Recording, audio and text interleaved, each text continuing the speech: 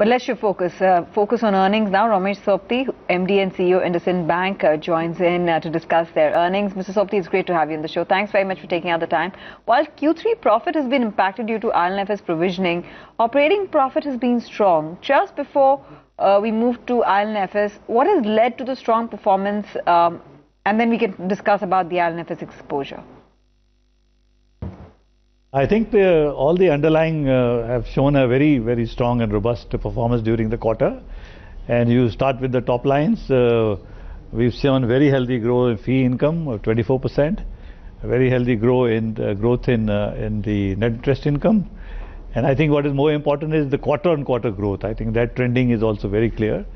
And fee income, for instance, is 7% up, and net interest income is 4% up quarter-on-quarter. And then coming down to costs, the costs are under control, and operating profit is up 27%, and more importantly, quarter-on-quarter is also up 7%. And I think that's on the earnings side. As you mentioned, the PAT is impacted because of the extra provisioning we have done, although it is still a standard account in our books, ILFS. But I think more important than that is quarter-on-quarter PAT has grown by 7%. That's one part. The loan book has also done well. Loan book has grown 35%, and it is pretty well distributed. So the corporate book is 34%, the vehicle finance book is 30%, the non-vehicle book is 28%. So I think pretty secular, as you would say, growth in the loan book. CASA is 44%. Deposits have grown also smart sort of for 20%.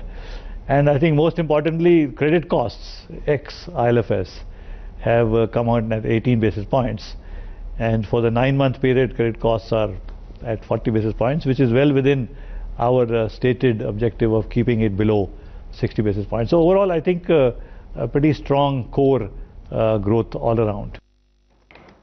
Right. The bank has made a total of 600 provisions towards the IL&FS exposure. If you could quantify how much cover does 600 crores form towards IL&FS's holding company? Also, how much exposure does bank have just to the SPVs of IL&FS? So I think we had disclosed our exposures I think over 2 months ago, and we had said that in the holdco we have 2,000 crores, and in the SPVs where their operating assets are there is 1,000 crores.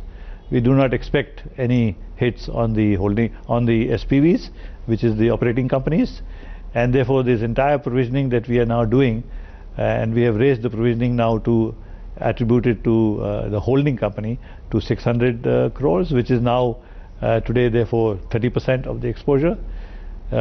We do understand that there are realizable assets in terms of value lying in the holding company. We are doing an assessment of the realizable value of that versus the debt, and I think based on that in Q4 we will do the residual provisioning that would be necessary, which would make us comfortable that we would not need to provide any more. So I think that clarifies this provisioning is towards the holdco. Right. Mr. Sobti, you had mentioned that, there is realizable value in IL&FS subsidiaries and that you plan to fully provide for the same in the fourth quarter. What then will be the impact on provisions or credit costs only because of IL&FS in Q4? No, so ILFS, you see, you have to split it into two. One is a business as usual credit costs. The business as usual credit costs doesn't include ILFS, and we have said that this will come in below 60 basis points, which is our stated sort of a target for the last few years now. The provisioning on the holdco is already, as I said, 600 crores, and we are making a deeper assessment of the realizable value. We've done a first cut, and I think during this quarter we will do a much more detailed assessment of the realizable value. At the end of the day, value is realized only if there's a buyer for it. So I think we are also in touch with potential buyers, and that will give us a stronger fix on what the realizable value is, and based on that we may have to make a provision.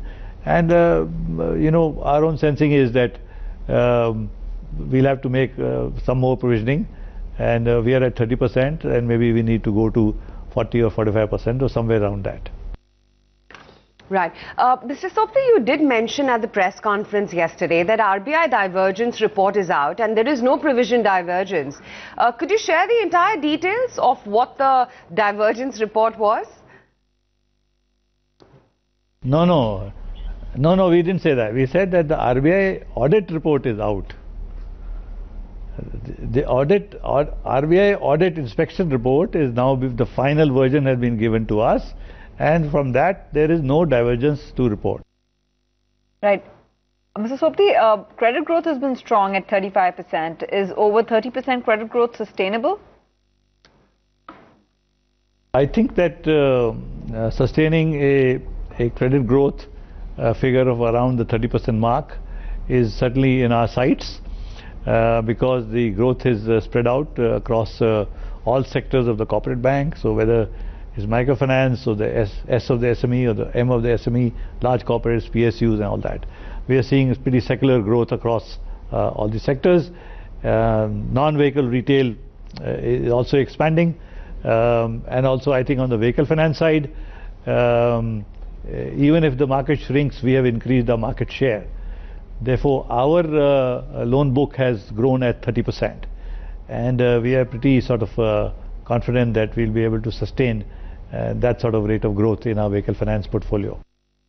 Right. Margins so far have been stable in Q3. Can margins improve from the current levels, you think?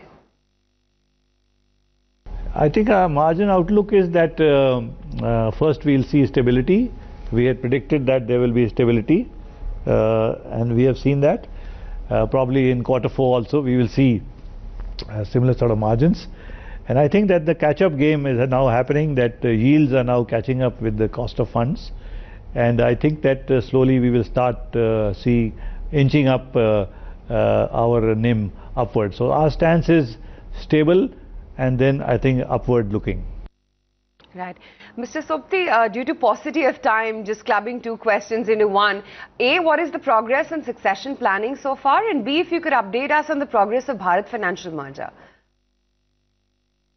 Succession is a continuing process. The process is going on for years. It is, I think, one of the tasks that occupies the minds of the board. And succession planning, therefore, has been going on for 3 or 4 years. And succession is not only at the level of the CEO, it also goes to the second level and the third level, etc. So this is all documented. I think the board and the management are committed to a very smooth handover of the succession, and that document is then reiterated every 3 or 4 months together with the board. And candidates are shortlisted, and the grooming process is on the directions of the board. So that's one part. The other is the Bharat Finance merger. I think the last stage that we crossed was the shareholders vote. EGMs were held by both the companies, and 99.9% of the shareholders on both sides voted for it.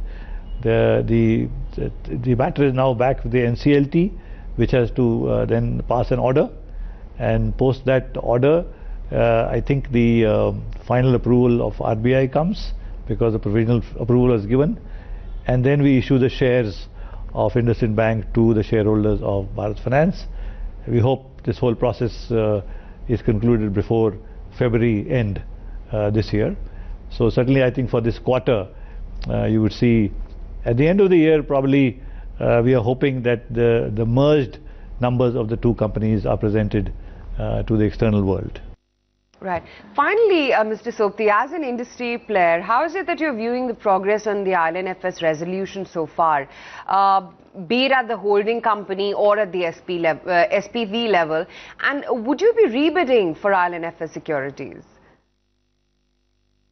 No, see, I think we have so far seen only we have seen phase 1 of the new boards and the new management's resolution plan, which has given 3 options. And I'm sure that when they come out with the second phase, they would have selected one of those 3 options. So the pace at which it should go actually is to be determined by the new management. But in the meantime, it looks like asset sales have commenced. We already are aware of one where we are also involved in the securities company. and I am told that there is e-bidding also going on for other assets which the company have shortlisted. So the process, I don't think we can place a timeline on the process. That only the management and board of ILFS can do that. Fair enough. Mr. Sobti, we thank you very much for being very candid with us and sharing with us more details about your earnings. Have a lovely day.